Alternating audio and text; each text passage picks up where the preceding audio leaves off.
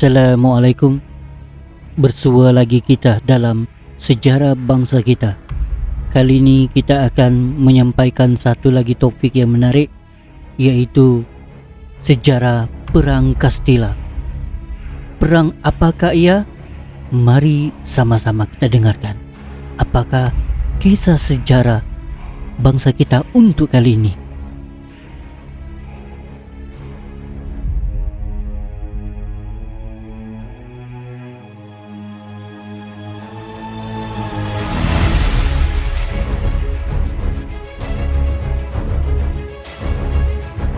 Jika Melaka dapat ditaklukkan dalam tempoh 2 minggu, tetapi Brunei terus bertahan dan tetap merdeka apabila berdepan dengan dua kuasa maritim Eropah, iaitu Spanyol dan Portugis.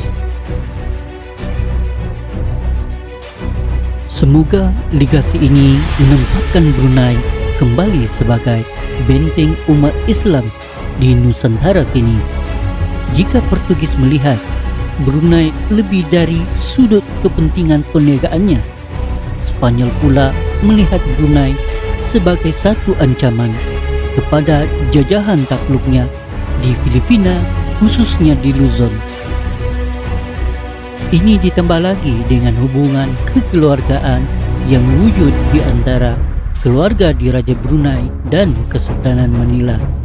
Solidariti ini semakin kukuh atas dasar agama Islam. Oleh kerana Spanyol yang sudah menguasai Manila dan Pulau Luzon berhasrat untuk menyebarkan agama Kristian, maka Brunei sebagai pusat dakwah Islam perlu ditundukkan. Spanyol mendapat peluang untuk melaksanakan perancangan jahatnya apabila tercetus perselisihan di antara Sultan Saiful Rizal, anak kepada Sultan Abdul Qahar, dengan Pangeran Sri Lela dan Pangeran Sri Ratna. Pangeran Sri Lela dan Pangeran Sri Ratna pernah menghadap Gubernur Spanyol di Manila, berjanji untuk memberi pertolongan kepada Spanyol jika mereka menyerang Brunei. Setelah mendapat pengakuan dan keyakinan dari kedua pangeran, Dr. Francisco de Sende, Kapten Jeneral Spanyol di Manila, telah bertolak ke Brunei dengan 40 buah kapal perang. Pada 13 April 1578, setelah sampai di sebuah pulau berhampiran perairan Brunei, de Sende telah menghantar surat melalui dua orang utusan. Di antara lain isi kandungan surat de Sende adalah seperti berikut. Telah terdengar kabar-kabar angin mengatakan, Duli tuanku telah dan sedang mencuba untuk mengganggu dan menyerang kami. Duli tuanku telah cuba memujuk dan menghasut penduduk Luzon dan daerah-daerah lain supaya memberontak dan menderhaka terhadap pihak parti. Duli tuanku telah menghantar pengintip ke Cebu dan daerah-daerah lain. Duli tuanku telah meninggalkan negara Duli tuanku dengan kapal-kapal perang semata-mata bertujuan memerangi pihak parti.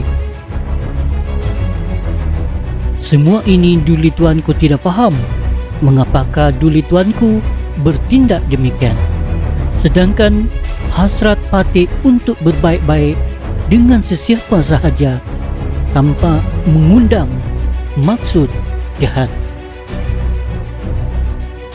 Oleh kerana parti hendak datang membuat perundingan secara ikhlas dan berterus terang dengan tuanku, parti tegaskan di sini kedatangan parti bukanlah untuk merampok atau menganiaya Duli tuanku,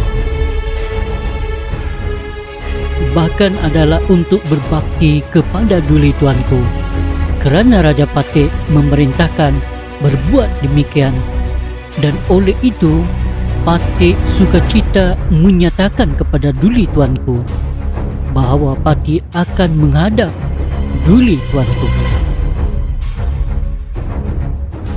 Raja Patih Raja Kastila melalui Patih-Patih rakyat Baginda telah membelanjakan wangnya menghantar Patih-Patih ke seluruh bahagian dunia dengan tujuan menyebarkan ajaran-ajaran Tuhan yang sebenar.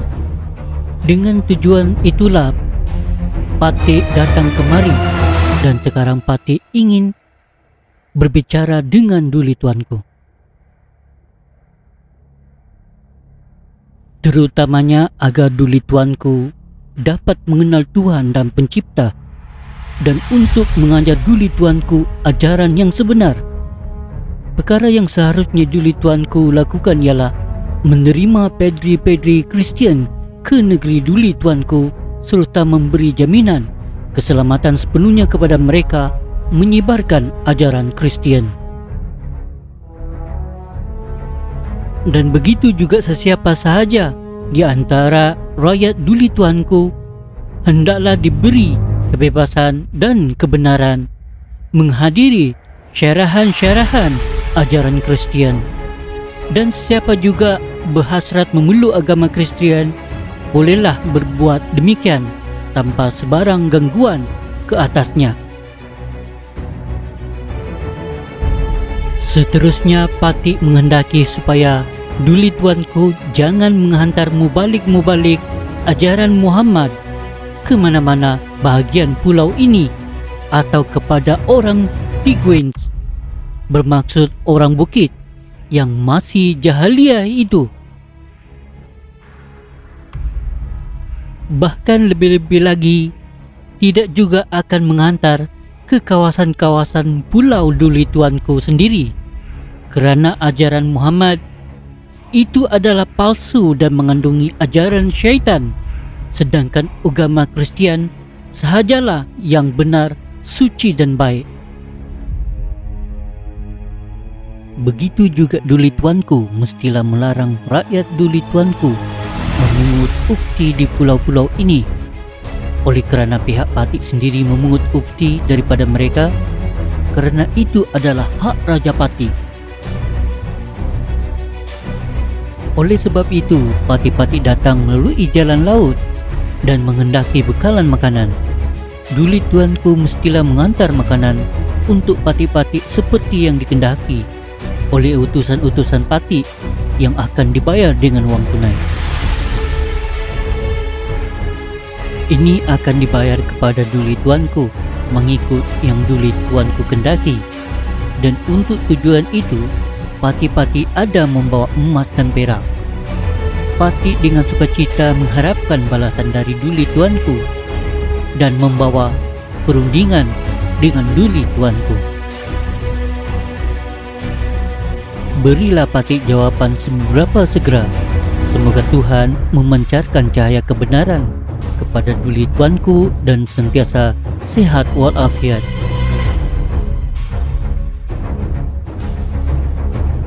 Surat bahasa Spanyol yang dibawa oleh utusan dikoyakkan, dan hanya surat yang diterjemahkan ke bahasa Melayu yang dipersembahkan kepada Baginda Sultan Saiful Rijal telah bertitah dengan penuh murka. Jadi, begini cara orang-orang kamu menulis kepada beta. Seorang raja, sedangkan orang-orang Kastila, yaitu Spanyol, adalah kafir. Orang-orang yang tidak mempunyai ruh, yang akan disambar oleh api neraka apabila mereka mati. Dan juga kerana mereka memakan daging babi. Isi kandungan surat yang penuh penghinaan kepada Rasulullah SAW dan juga kepada agama Islam telah menutup sebarang peluang untuk berunding dengan pihak Spanyol. Diar Desende amat angkuh apabila meminta Sultan menghentikan usaha dakwah di pulau-pulau Filipina, bahkan di pulau-pulau di dalam jajahan takluk kerajaan Brunei. tetapi membenarkan pula padri-padri Kristian berkeliling negeri menyampaikan ajaran Kristian dengan mendapat perlindungan penuh dari Sultan. Di samping itu, Sultan juga dilarang memungut upti, yaitu cukai, yang menjadi hak mutlak Sultan. Semua tuntutan yang penuh penghinaan ini tidak membawa maksud lain selain dari mengundang perseteruan. Surat yang dikirimkan oleh Dr. Desende adalah salah satu lagi contoh provoksi yang sengaja dirancang oleh penjajah yang berniat buruk. Mereka bukan mencari peluang perniagaan dengan menggunakan pendekatan diplomasi. Mereka sengaja mencari titik permusuhan untuk mewajarkan tindakan kekerasan di pihak penjajah Spanyol. Hasrat mereka bukan untuk membina hubungan dagang, tetapi untuk menjara, merampok, dan memaksa agama dan cara hidup mereka kepada negeri yang menjadi sasaran penjajahan mereka. Hasrat mereka dinyatakan secara terang-terangan dan bertulis, seperti yang terkandung di dalam surat yang diutus oleh Dr. Desende. Cara biadab yang tidak bertemadun ini amat jauh berbeza dengan pendekatan Admiral Muhammad Tengho ataupun Gen Hen yang menggunakan pendekatan diplomasi bagi mengukuhkan setia kawan dan kemakmuran bersama dengan negara-negara yang dizarahinya. Pada 14 April, Desende mengisytiharkan perang dan menembak kapal-kapal Brunei. Angkatan Laut Brunei terpaksa berundur kerana kekuatan senjata Spanyol yang lebih hebat. Meriam-meriam Angkatan Laut Brunei tidak setanding dengan meriam Spanyol yang dapat menembak sasaran pada jarak yang lebih jauh. Penduduk kampung air dan darat meninggalkan bandar Brunei dan berlindung di hutan-hutan kecuali pasukan Pangeran Bendahara Sakam berkubu di Pulau Ambok. Sultan Abdul Qahar dan Sultan Saiful Rizal berangkat ke Meragang dan dari sana ke Cerudong. Setelah Angkatan Laut Brunei menyingkir, maka pada 16 April, Desende dan askar-askarnya mendarat dan menggeledah istana Bandar Seri Begawan. Sultan Abdul Qahar, mereka turut menggeledah rumah pembesar serta merampas barang-barang berharga.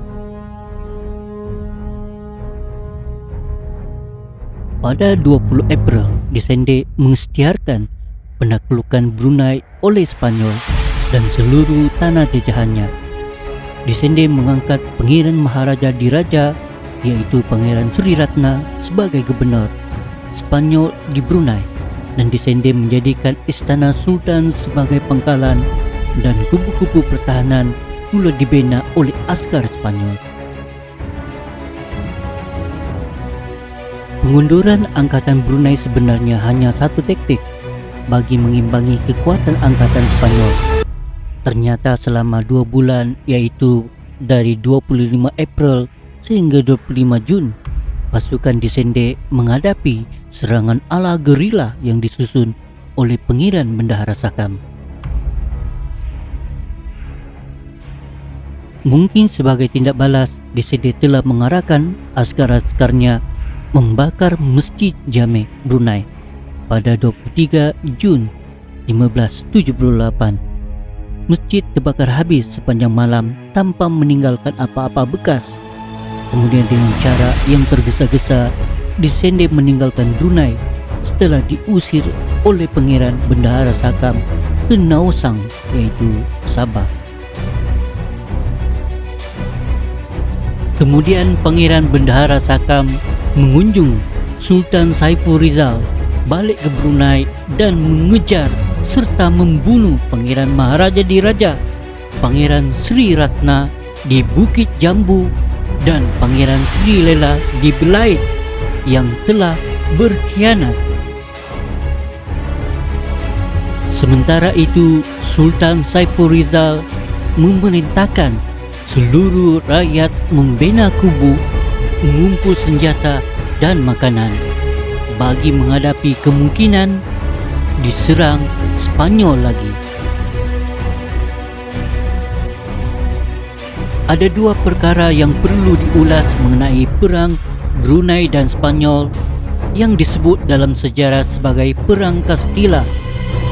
Pertama ialah tindakan Desende membakar Masjid Jami Brunei, seperti yang menjadi modus operandi penakluk-penakluk Portugis dan Spanyol di serata dunia. Mereka akan merampok rumah-rumah ibadat sama ada tempel atau masjid, serta mencemarinya, termasuk membakarnya seperti di Melaka dan Calicut. Tetapi dalam peristiwa penyerangan di Brunei, Desende menggunakan sehingga 2 bulan selepas menduduki Brunei sebelum bertindak membakar Masjid Jami. Tindakan ini boleh ditafsirkan sebagai strategi sementara untuk membina pakatan dengan Pangeran Maharaja Diraja yang belot dan khianat kepada Sultan. Tetapi serangan ala gerila yang disusun oleh Pangeran Bendahara Sakam berkemungkinan telah menimbulkan kemarahan yang mendalam ke atas angkatan Spanyol yang telah mengalami penderitaan dan kerugian yang besar. Masjid dibakar sebagai tanda kemarahan kepada umat Islam. Apatah lagi tujuan Spanyol bukan sekadar menakluki Brunei, tetapi didasari dengan rasa benci yang meluap-luap terhadap Islam.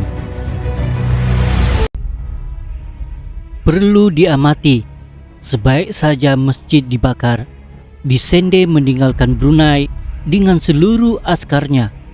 Alasan yang dikemukakan ialah askar-askar Spanyol ditimpa oleh penyakit sehingga mereka tidak berupaya untuk berperang. Ini dinyatakan oleh Desende kepada Raja Philip II dalam laporannya yang bertarikh 20 Julai 1578.